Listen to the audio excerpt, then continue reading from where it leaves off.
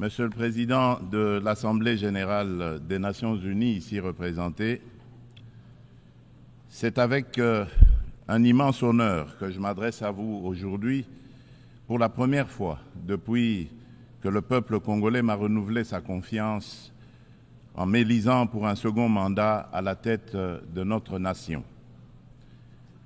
Ayant eu l'occasion de prendre la parole devant vous par le passé, je suis particulièrement ému de pouvoir le faire à nouveau en ce moment significatif pour notre pays.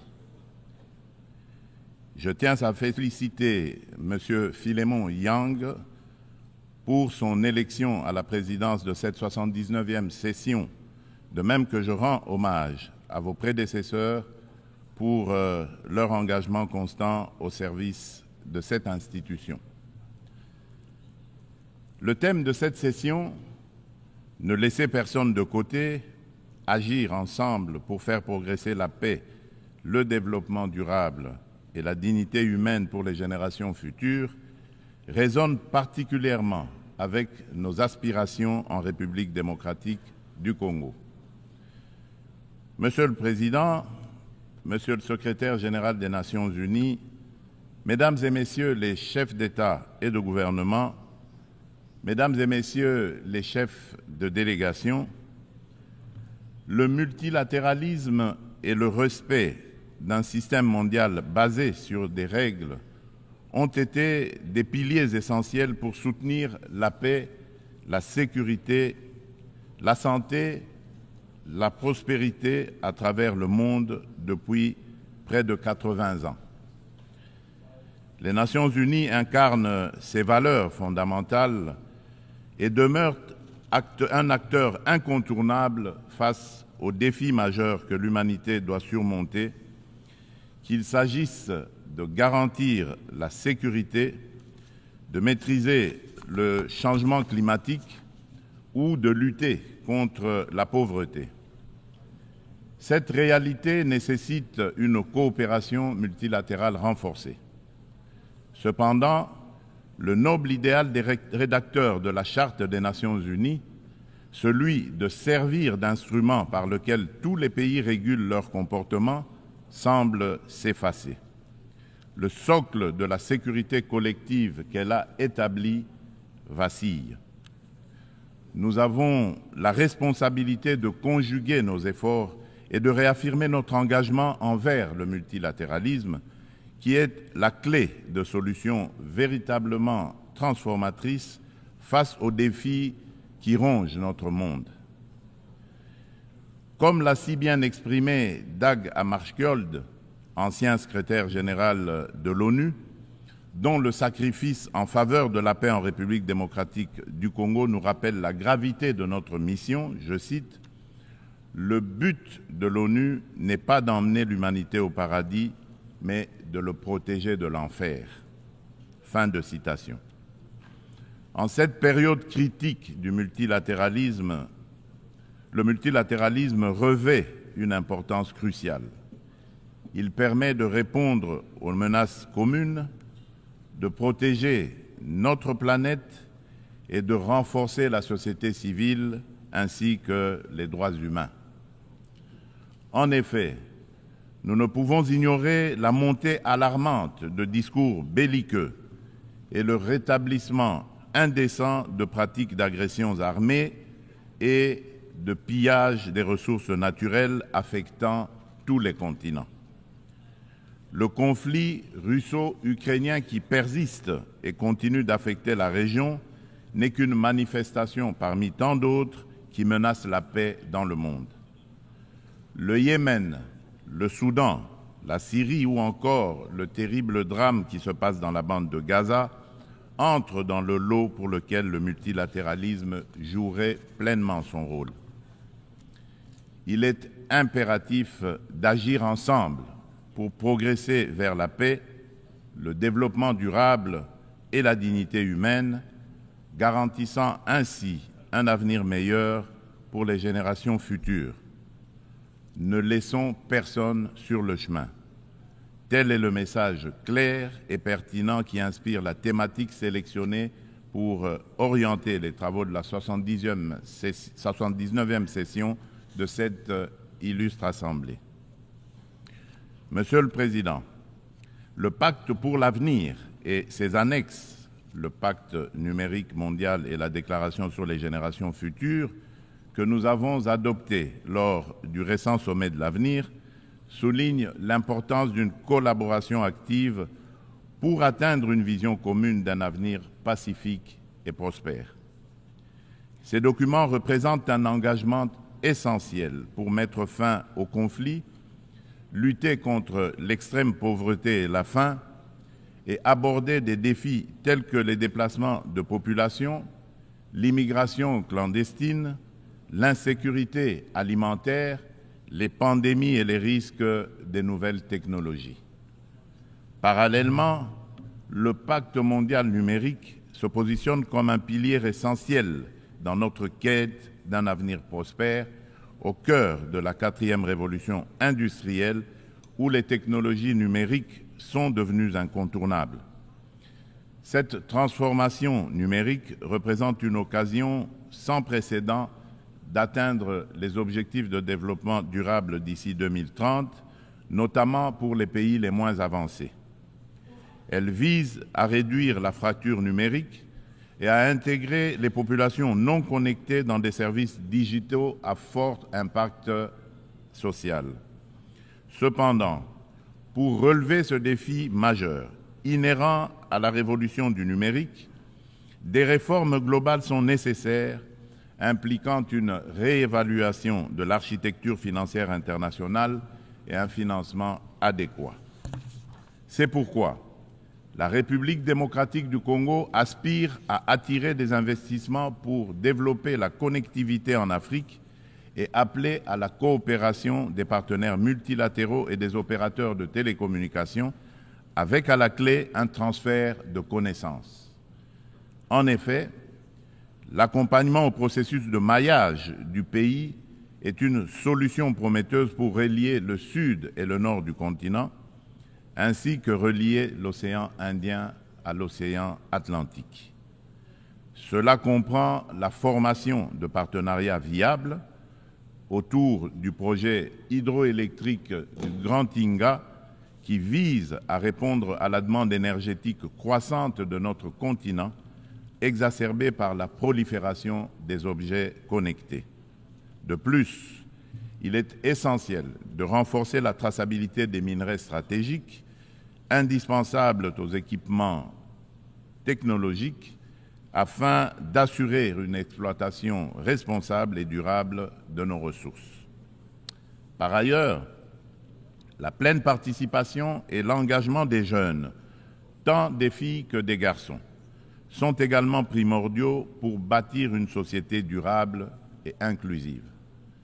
Ce principe constitue le fondement de la Déclaration sur les générations futures, soulignant notre responsabilité envers les générations à venir et l'importance des décisions qui garantissent leur épanouissement.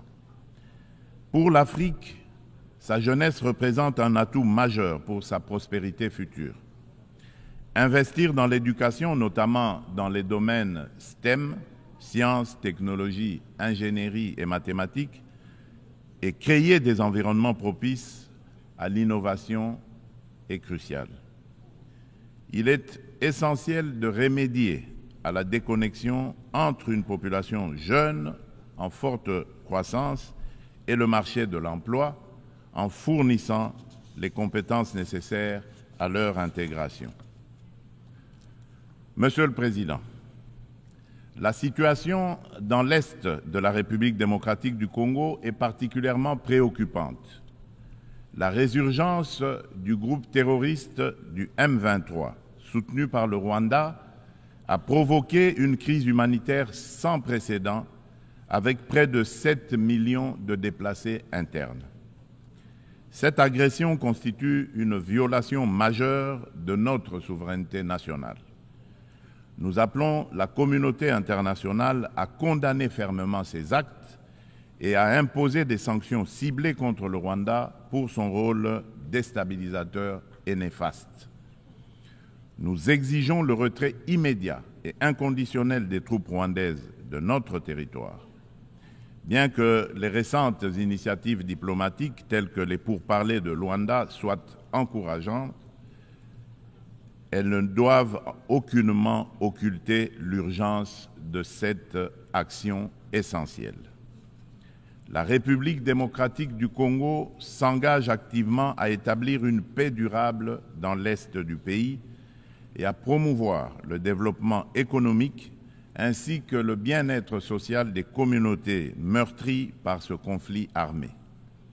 Elle ne ferme cependant pas la porte à toute opportunité qui l'amènera à cette paix tout en n'aliénant pas sa souveraineté, encore moins son intégrité territoriale.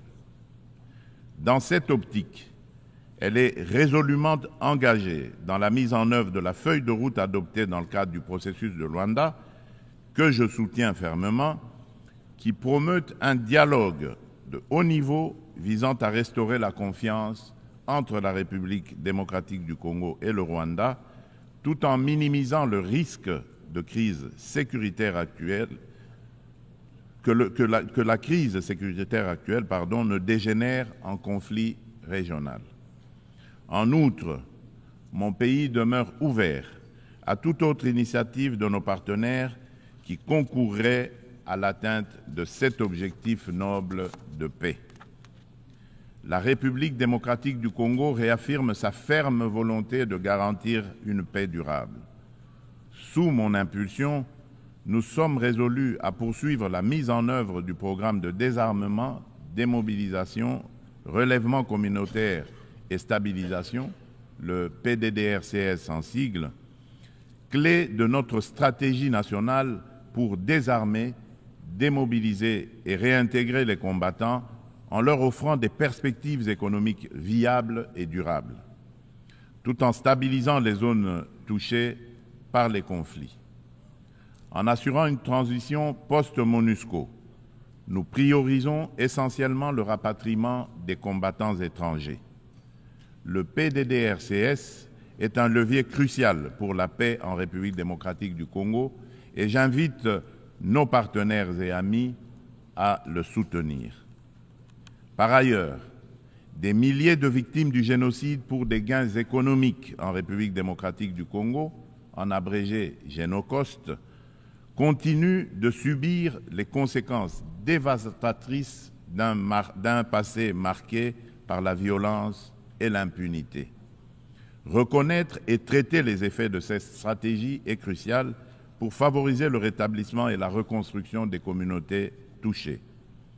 Au-delà de l'aide humanitaire immédiate, une approche à long terme, centrée sur la justice, la réconciliation et le développement durable est essentielle pour permettre aux victimes de se reconstruire et de retrouver une vie digne.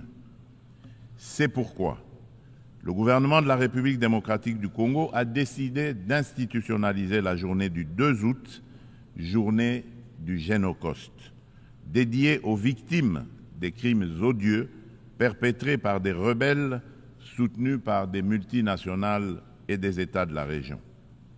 Cette journée incarne une communion nationale permettant de confronter un passé douloureux pour aller de l'avant. Elle est essentielle pour renforcer la conscience historique de notre pays et affirmer la détermination de la nation à prévenir la répétition de telles barbaries. Monsieur le Président, le terrorisme constitue une menace sérieuse pour la paix et la sécurité internationale, touchant toutes les régions du monde. Après avoir sévi en Asie, en Europe occidentale et en Amérique du Nord, ce fléau semble désormais s'enraciner en Afrique. En tant que membre de la coalition mondiale contre l'État islamique, la République démocratique du Congo exhorte les Nations unies à intensifier leurs actions pour mettre en œuvre les recommandations de cette organisation, notamment dans le cadre du processus d'Aqaba. Le terrorisme qui sévit dans l'est de notre pays est étroitement lié au pillage et à l'exploitation illégale de nos ressources naturelles. Ces activités criminelles alimentent l'insécurité et financent les groupes armés, exacerbant les conflits dans la région des Grands Lacs. Par conséquent, il est impératif que les Nations unies envisagent des sanctions sévères contre les acteurs responsables de ces crimes économiques afin de briser ce cercle vicieux et de favoriser la paix, le développement durable et la dignité humaine pour les futures générations. Monsieur le Président, selon le dernier rapport d'examen national volontaire des objectifs de développement durable, la République démocratique du Congo a réalisé des avancées significatives vers plusieurs cibles des ODD grâce à des réformes et interventions majeures. Depuis 2019, le gouvernement a mis en place une réforme ambitieuse pour assurer la gratuité de l'enseignement de base, permettant à près de 4 millions d'enfants de rejoindre l'école. En outre, plusieurs mesures ont été prises pour renforcer la protection sociale, introduire la couverture sanitaire universelle et promouvoir l'égalité des sexes, ainsi que pour favoriser le développement des infrastructures et une industrialisation rapide à travers notamment la création des zones économiques spéciales. Malgré ces progrès, le rapport mondial sur les objectifs de développement durable souligne qu'au rythme actuel, la République démocratique du Congo ne pourra pas atteindre les ODD d'ici 2030 en raison des inégalités et de la vulnérabilité persistante exacerbée par des conflits armés. Face à ce défi, une feuille de route comprenant des actions, interventions et réformes spécifiques a été élaborée afin d'accélérer les progrès et de répondre aux enjeux de l'agenda 2030 avec déjà certaines mesures mises en œuvre pour que la République démocratique du Congo soit en adéquation avec les ODD en 2030. Pour cela, la République démocratique du Congo nécessite des investissements annuels de 32 milliards de dollars. Il est donc indispensable de renforcer les partenariats pour des investissements durables et de promouvoir la paix afin de permettre un développement socio-économique stable.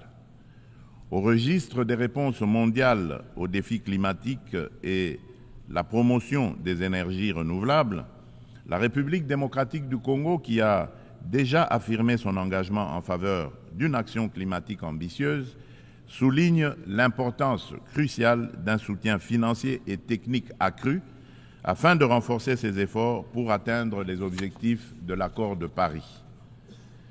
Riche en biodiversité et en ressources naturelles, la République démocratique du Congo se positionne comme un acteur clé dans la lutte contre le changement climatique.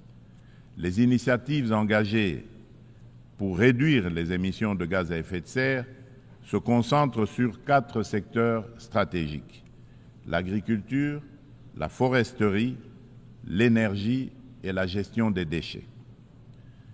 Des réformes structurelles sont actuellement mises en place pour inverser la déforestation et améliorer l'accès à une énergie propre, témoignant ainsi de l'engagement déterminé du gouvernement en faveur de la préservation des ressources naturelles et de la transition écologique. Concernant la valorisation des forêts tropicales, un tournant majeur a été franchi à Bali en novembre 2022, en Indonésie, avec l'adoption de la déclaration conjointe sur la coopération autour de la forêt tropicale et l'action climatique signée par le Brésil, l'Indonésie et la République démocratique du Congo. Cette avancée témoigne d'une volonté politique collective d'utiliser les forêts comme levier pour un développement durable. L'Alliance trilatérale pour la coopération sur les forêts tropicales, créée à cette occasion, constituera un cadre pour relever les défis liés à la biodiversité et proposera des solutions pour les marchés de crédit carbone, tout en veillant au respect des droits des peuples autochtones. Par ailleurs, dans le cadre des enjeux liés à l'environnement et au réchauffement climatique, il est essentiel de souligner la tenue du deuxième sommet des 3 grands bassins forestiers tropicaux du monde, à savoir l'Amazonie, le Congo et le Bornéo-Mékong, qui s'est tenu du 26 au 28 octobre 2023 à Brazzaville, en République du Congo. Cette initiative africaine, portée par le président Denis Sassou Nguesso, vise à mettre en œuvre, dans le cadre de la décennie des Nations Unies pour la restauration des écosystèmes, la première coalition mondiale dédiée à la restauration de 350 millions d'hectares d'écosystèmes terrestres et aquatiques. Ces forêts constituent un rempart indispensable contre le changement climatique. Face à des problèmes clairement identifiés et à des solutions à portée de main, il est crucial d'agir de manière concrète. Les bassins amazoniens, congolais et de Bornéo-Mékong abritent plus de 80% des forêts tropicales et jouent un rôle crucial dans la lutte contre le changement climatique, tout en fournissant des services écosystémiques vitaux. Il est donc impératif que l'amélioration des conditions socio-économiques des communautés locales qui jouent un rôle clé dans la préservation de ces forêts soit placée au centre des priorités de la gouvernance mondiale. Pour sa part, la République démocratique du Congo met en place des instruments juridiques et des dispositifs institutionnels visant à renforcer sa position sur le marché mondial du carbone, tout en restant ouverte à des partenariats en conformité avec l'accord de Paris et ses lois internes. La prise de conscience croissante des défis liés à l'instabilité climatique et à l'épuisement des ressources naturelles, souvent à l'origine de conflits armés, souligne l'urgence d'agir sur ces problématiques. Il est donc primordial de reconnaître le lien entre changement climatique, dégradation environnementale et sécurité, afin de favoriser des actions proactives qui atténuent ces risques par le biais de pratiques durables. À cet égard, nous appelons le Conseil de sécurité à établir des mécanismes internationaux intégrant les questions de sécurité climatique dans leurs discussions. Monsieur le Président, face à un défi énergétique majeur, le monde fait face à un défi énergétique majeur. Les systèmes basés sur les combustibles fossiles sont responsables d'importantes émissions de gaz à effet de serre, exacerbant le changement climatique. Sans efforts concertés pour promouvoir les énergies renouvelables, nous risquerions de faire face à davantage de crises, telles que des conditions météorologiques extrêmes et des conflits liés aux ressources naturelles, comme nous l'observons déjà. La République démocratique du Congo dispose de ressources abondantes, y compris des minéraux essentiels tels que le cobalt, le lithium, le nickel et le graphite, pour ne citer que ceux-là, qui peuvent faciliter une transition énergétique durable. Nous appelons à la coopération internationale pour développer les technologies et infrastructures nécessaires. Notre vision est de transformer l'exploitation de nos ressources en levier pour un développement durable et inclusif, tout en améliorant l'éducation, la santé et les infrastructures. L'inclusion sociale est au centre de notre stratégie, garantissant une répartition équitable des bénéfices du progrès. En nous investissant dans la lutte contre le changement climatique et en contribuant aux objectifs de développement durable, la République démocratique du Congo est prête à jouer un rôle clé dans la transformation des systèmes énergétiques mondiaux. Ensemble, nous pouvons bâtir un avenir où l'énergie est propre, durable et accessible à tous.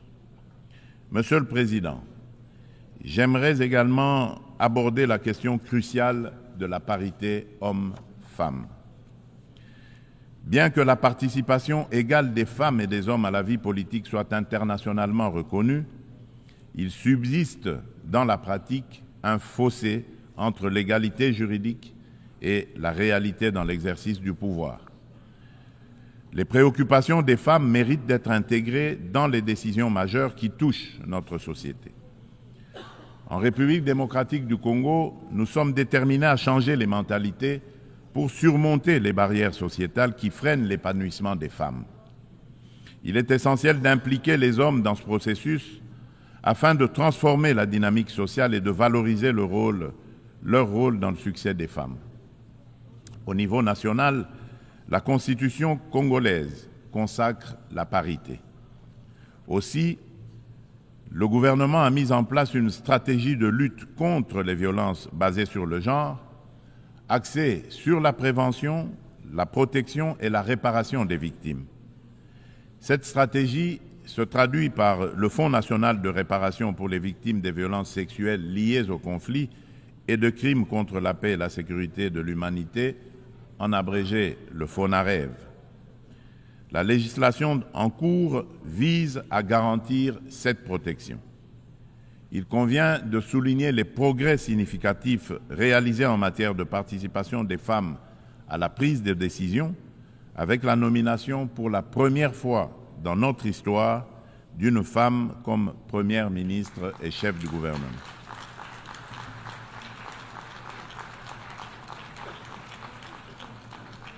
Nous assistons également à une présence accrue de femmes dans les instances gouvernementales ainsi que dans le Parlement et le système judiciaire, illustrée par la nomination de femmes au poste de premier président du Conseil d'État et à la tête de la Banque centrale du Congo.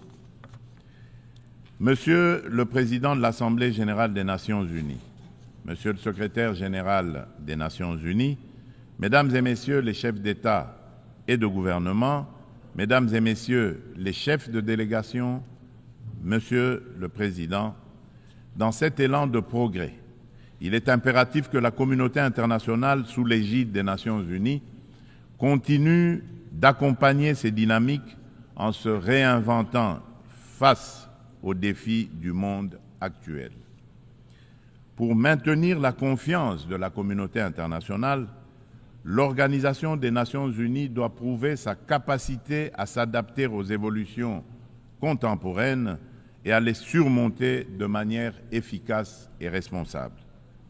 Il est impératif de redynamiser le multilatéralisme par des réformes ciblées de la Charte des Nations unies, touchant des questions clés telles que le Conseil de sécurité, le droit de veto, le chapitre 7 et le recours à la force.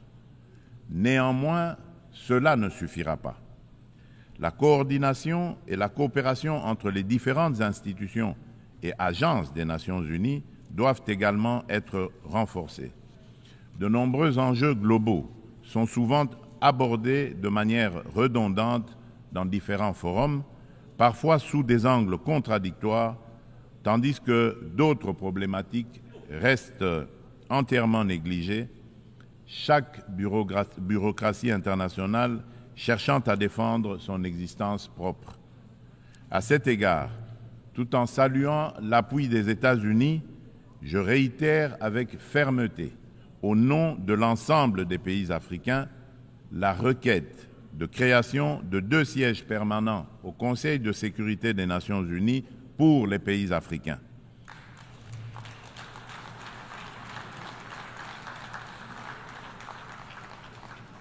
En tant que principal décideur au sein de l'ONU, cet organe doit intégrer des représentants africains parmi ses membres permanents avec toutes les prérogatives leur reconnues, notamment le droit de veto pour garantir une juste représentation géographique.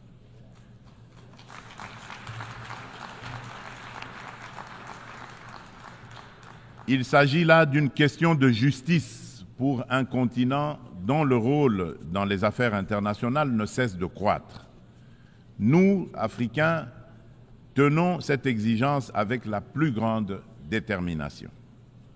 Enfin, je ne saurais conclure sans rappeler qu'après plus de 3 décennies d'absence au Conseil de sécurité, la République démocratique du Congo se porte à nouveau candidate soutenue par l'Union africaine et par la Communauté de développement de l'Afrique australe, la SADC, au poste de membre non permanent pour la période 2026-2027 lors des élections qui se tiendront à New York en juin 2025.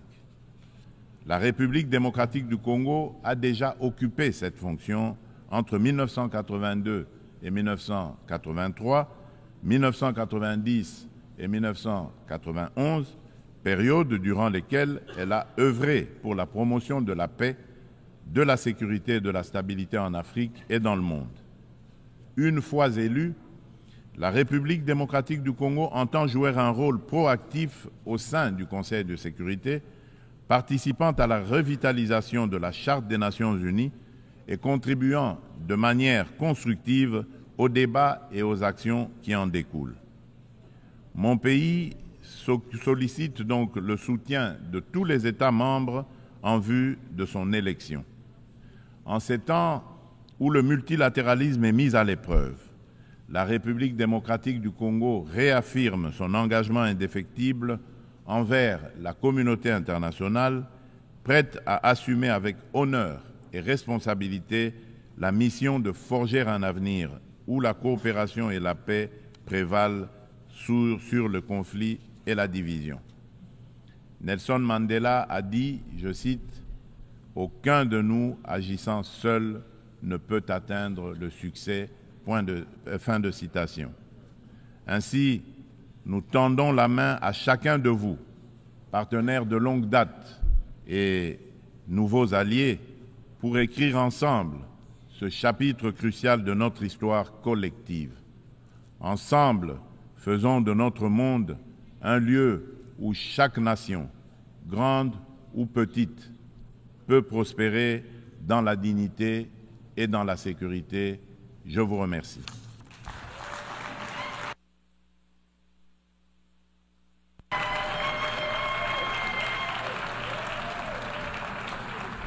On behalf of the Assembly,